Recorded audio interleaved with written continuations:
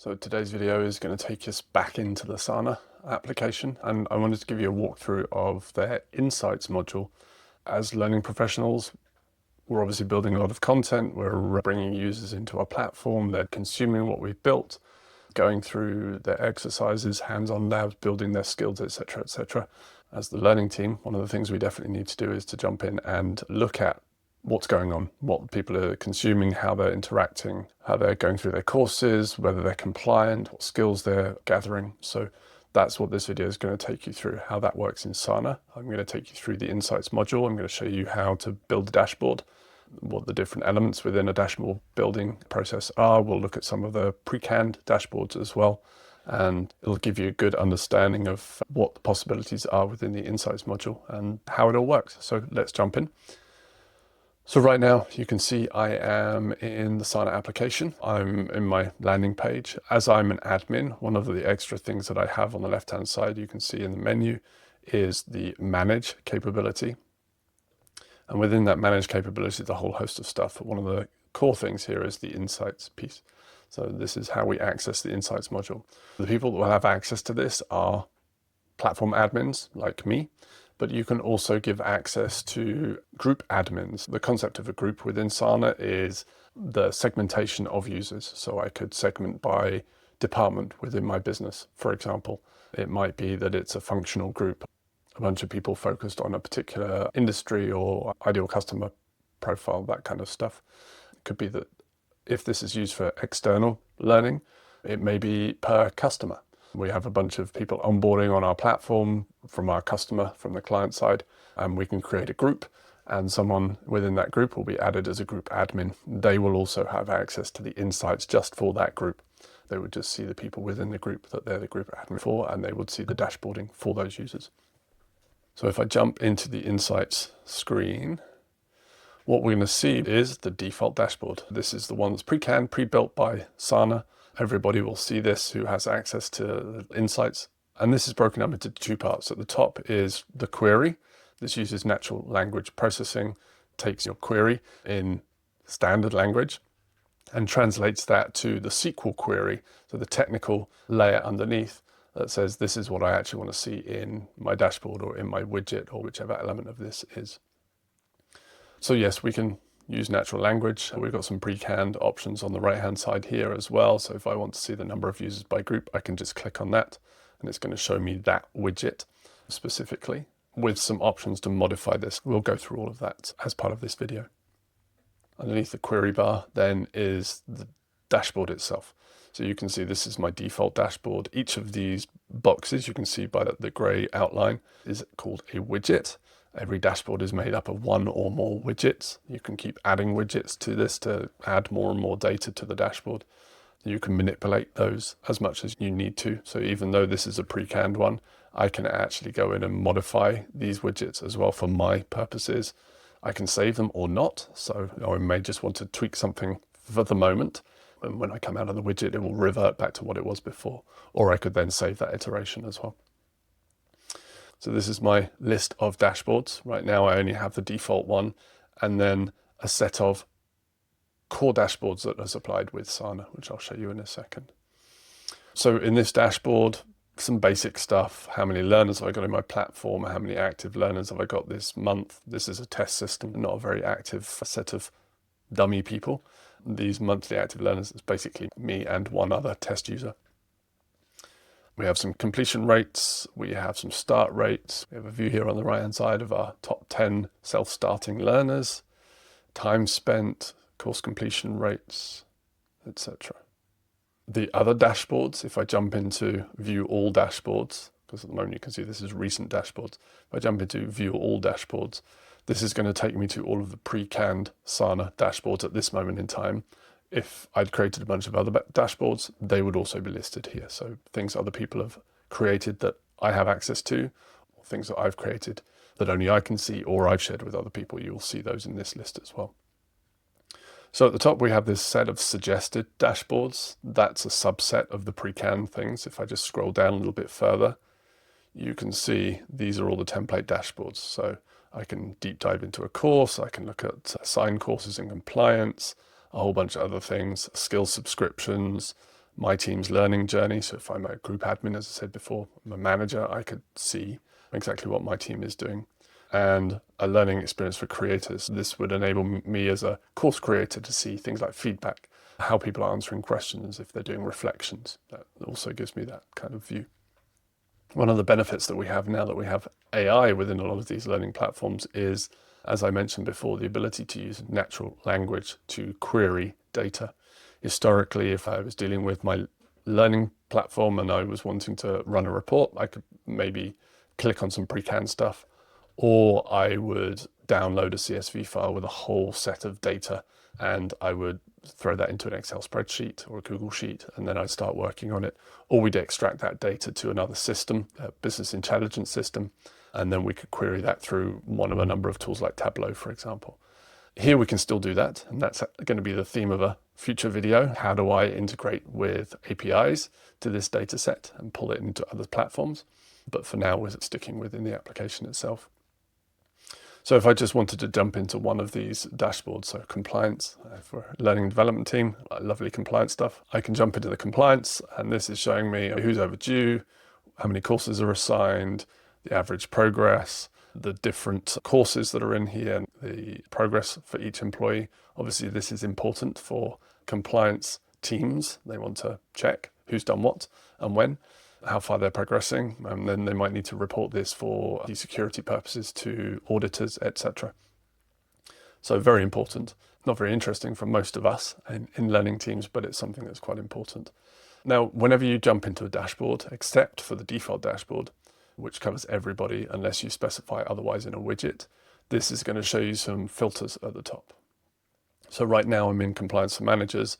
I've got a filter here that group is blank and course is blank. So I haven't specified a group and I haven't specified a course. This means every group, every course. What I can do is click in the little box here and I can search for groups. So maybe I'm interested in the IT group, for example.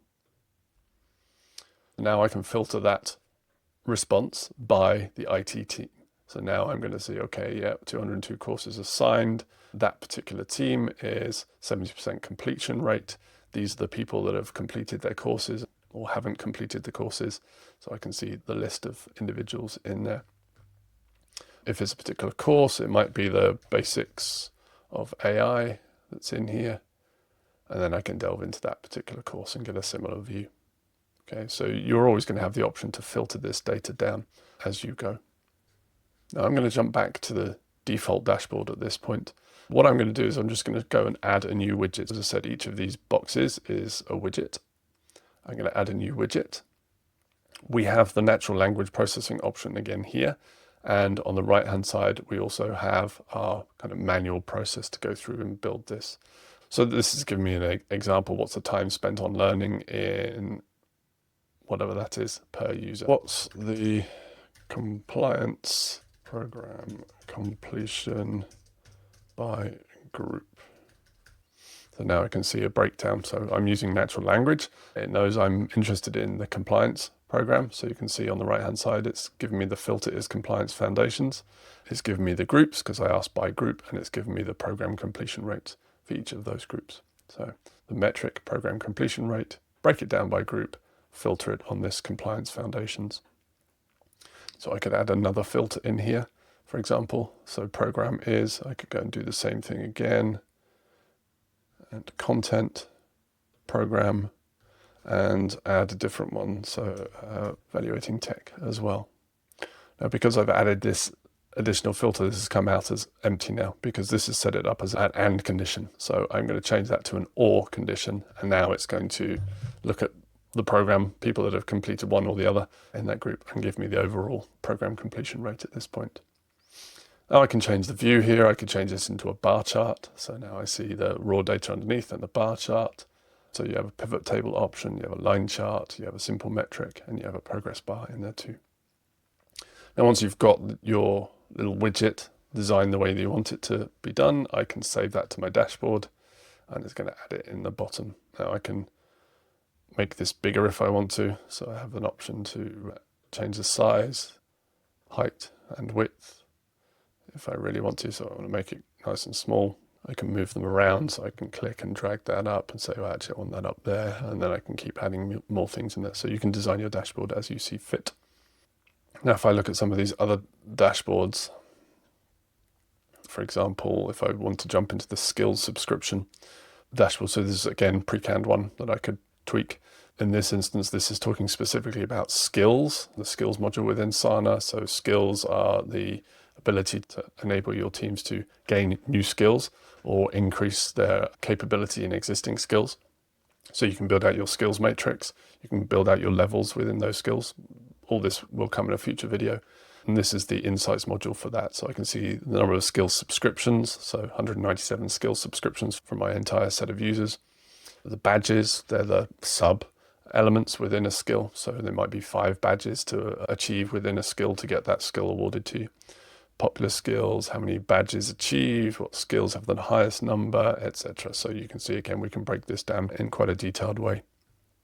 Now, because this is a pre-canned one, if I want to make any changes to it, I need to save as a new dashboard. So if I click Save as New Dashboard, I can call this Mark's Skills Subscription and duplicate.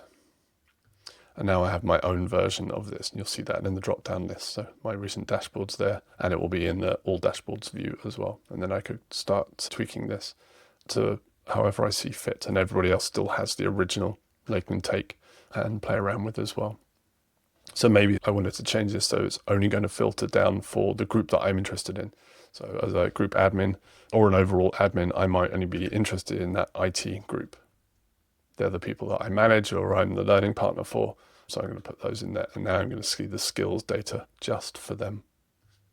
Now, what I can also do here is share this dashboard with people in my organization, basically add people to this list and make it available to them. Or I could make the entire set of admins have access to this by changing the visibility in the organization. So if I change that, and you can see visible for everyone with access to manage. So anybody that has the manage function switched on is going to be able to see this. The other thing that we can do in here, once you've built out your dashboard, is, see, there's some admin type functions. One of the options is the download dashboard. It is there. You need to be careful with it. This dashboard will be fine because there's no personal information in there.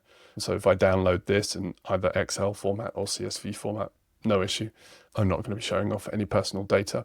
But if this had people's email addresses and names in there, please be careful. Your data security team, InfoSec team, probably not very happy if you're pulling lists of people and their progress to your laptop. That is a bit of a security problem to do that. So don't do this unless there's a good reason and it's for an approved use case.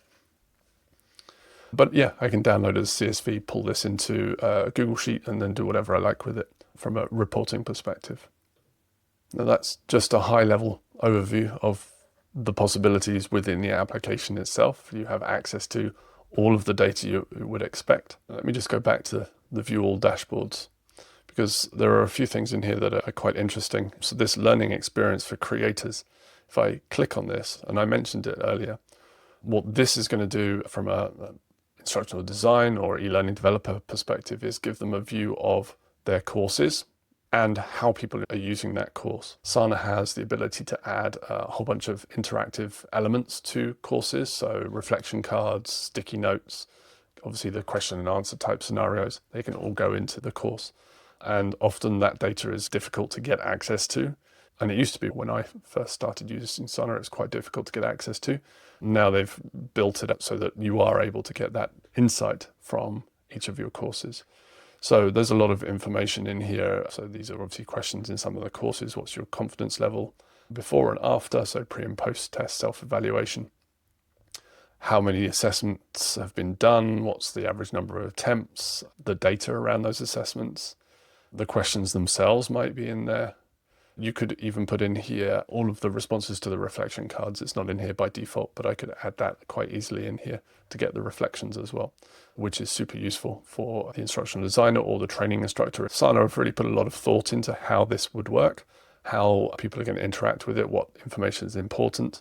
Obviously, it's a set of templates. It's not designed to be used as is for every instance. You should still go in and manipulate it to work for your own business. But it's a great starting point for delving into the data set that you've got at your fingertips. Now, there is a different way that we can also get this data out of the platform, and that is a much more technical way. So typically, if you've got a business analytics intelligence team, if you've got a data warehouse, you might want to pipe some of this data out to those other platforms. That is also feasible here. I'm not going to get into it in this video, but it's something that we'll look at in a future video. Basically, Sana has a set of APIs that we can query. We can run these reports via the API to pull out the data. And yeah, I'm going to create a future video for that. So if you are interested in the more technical way of pulling this data and utilizing this data, make sure you're subscribed. Hit the bell icon so you get a notification when that video comes out. I'll take you through the integration of that data set through something like N8N as a workflow automation tool, putting it into Google Sheet, and you'll be able to see how that all works. So that's the Sana Insights module at a very high level. Obviously, you need to play with it. You need to figure out how it would work for you. But as a starting point, that should get you going. If you've got any questions, then put them in the comments below or ping me on LinkedIn. I'm happy to answer anything that is of interest. And hopefully that's been useful. Let me know. Have a good one.